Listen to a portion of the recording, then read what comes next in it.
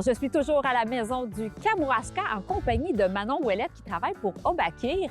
Bonjour Manon. Bonjour. Tout d'abord, explique-nous pour ceux qui ne connaissent pas encore l'organisme Obakir, qu'est-ce que c'est? C'est un organisme de bassin versant. Donc, Obakir, c'est organisme de bassin versant de Kamouraska, Lillet et Rivière-du-Loup. Donc, un assez grand territoire qui couvre 6 grandes rivières.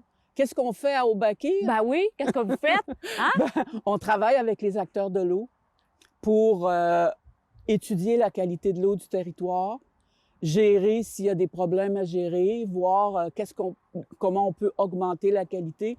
Donc, on appelle ça un organisme de concertation. On discute beaucoup. Oui. Et puis, chaque acteur peut parler, chaque acteur a sa vision. Les forestiers, les agriculteurs, les récréotouristes. Donc, il faut essayer de concilier tous les usages. C'est le but, l'objectif principal. Et là, on a la chance, les Kamouraskois, Kamouraskoises, de vivre proche d'un magnifique cours d'eau qui est le fleuve Saint-Laurent. Hein? On est chanceux, mais il faut protéger nos cours d'eau, nos eaux. Et là, on est ici, il y a un marais. Hein? Ici, il faut le protéger, ce marais-là. Donc, comment on fait ça? Tu parles du fleuve? Oui. Hein? On est dans l'estuaire moyen.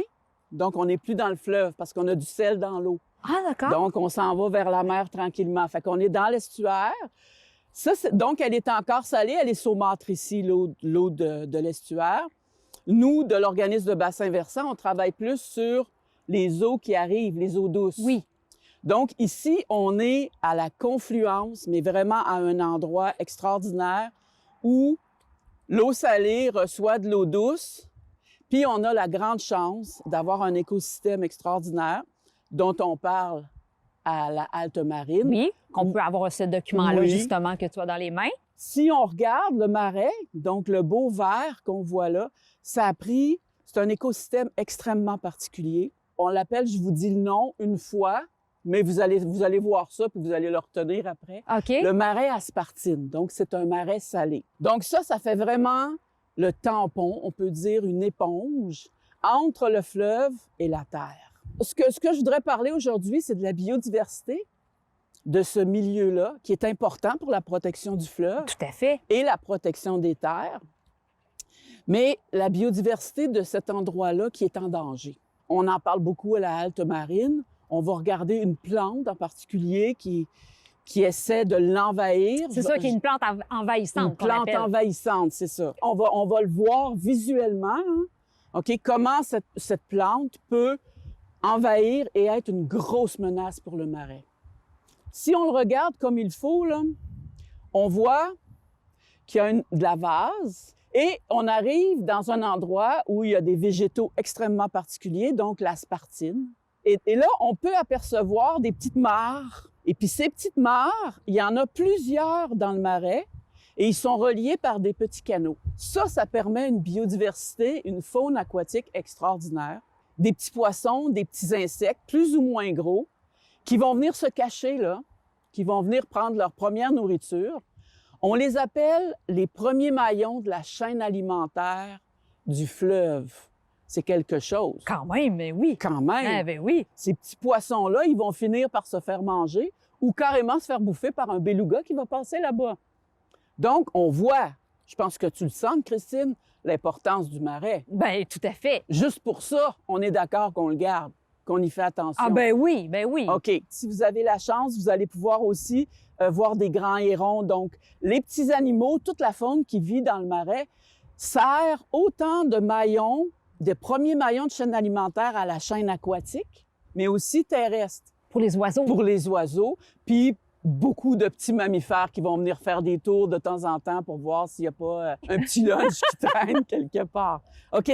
Donc, ce marais-là a 3 sortes de spartines. C'est unique dans le monde. Ah oui? Oui, ça appartient ici, à la zone du Bas-Saint-Laurent. Ils sont adaptés à l'espace où ils sont installés dans le marais. Fait que ça, c'est grave. C'est-à-dire que c'est exceptionnel, mais c'est aussi très fragile. C'est-à-dire, ils sont dans un étage, ils ne peuvent pas être dans l'autre étage. Donc ça, c'est important, c'est une biodiversité. Ces plantes-là, ils ont des hauteurs différentes, des relations avec le sel qu'il y a dans l'eau différentes. Donc, ils amènent une faune différente. Ben, tout à Tu sais, fait. Oui, Un oui. petit oiseau qui va vouloir se cacher dans telle hauteur de plante, un petit poisson qui va vouloir se cacher dans de l'herbe touffue en bas, etc. C'est ça qu'on appelle la biodiversité, c'est-à-dire un milieu dans lequel tout le monde a évolué ensemble.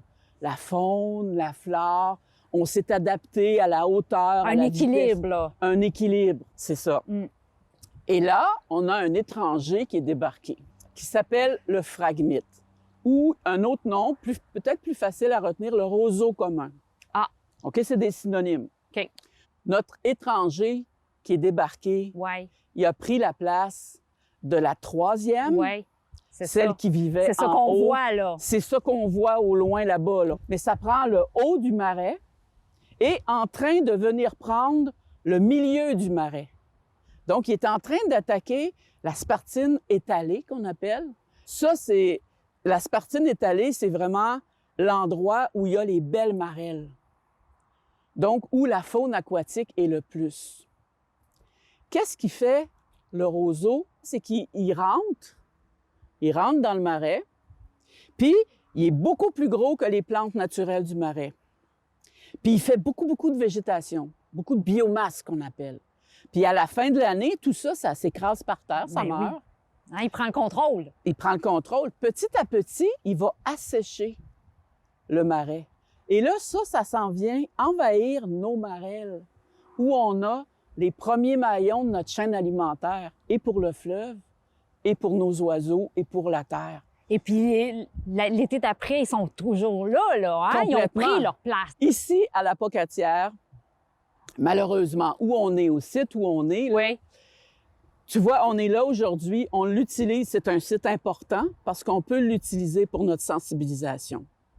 C'est-à-dire, c'est carrément un site de démonstration où il y a eu une grosse invasion par le phragmite. OK. Il y a d'autres endroits où il n'est pas installé là, Comme ça, là. à large OK. comme ça. Là, OK. OK? Il y a des endroits où il s'en vient, il y a des endroits où on peut l'empêcher de venir. Donc, je réponds un petit peu à ta question. Ici, il est très bien installé, il est fort. OK? OK. Donc, il y a des techniques de contrôle. On pourrait l'empêcher, par exemple, juste à l'est de la halte marine, de la maison du Kamouraska. On a une grosse talle de quenouilles. Donc, un roseau indigène, un roseau local ici, qui a évolué avec les animaux d'ici, puis qui y appartient au milieu. On ne sait pas pourquoi. Il survit à l'envahissement Ah oui? du phragmite.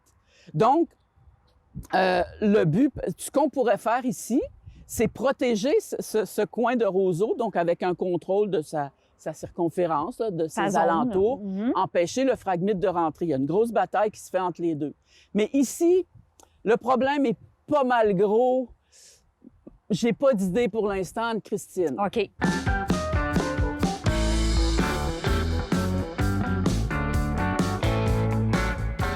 Alors, Manon, c'est lui. C'est lui, le roseau commun, le phragmite. En fait, ça, on appelle ça une colonie.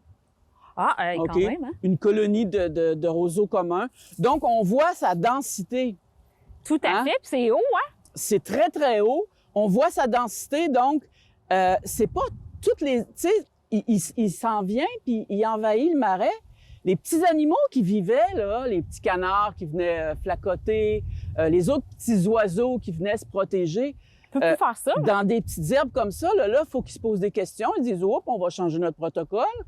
Parce que là, comment qu'on fait pour se reposer là-dedans? Parce que une fois que l'oiseau est rentré, peut-être qu'il va l'utiliser pour manger, peut-être pour se reposer, ou les canards, mais certainement pas pour nicher.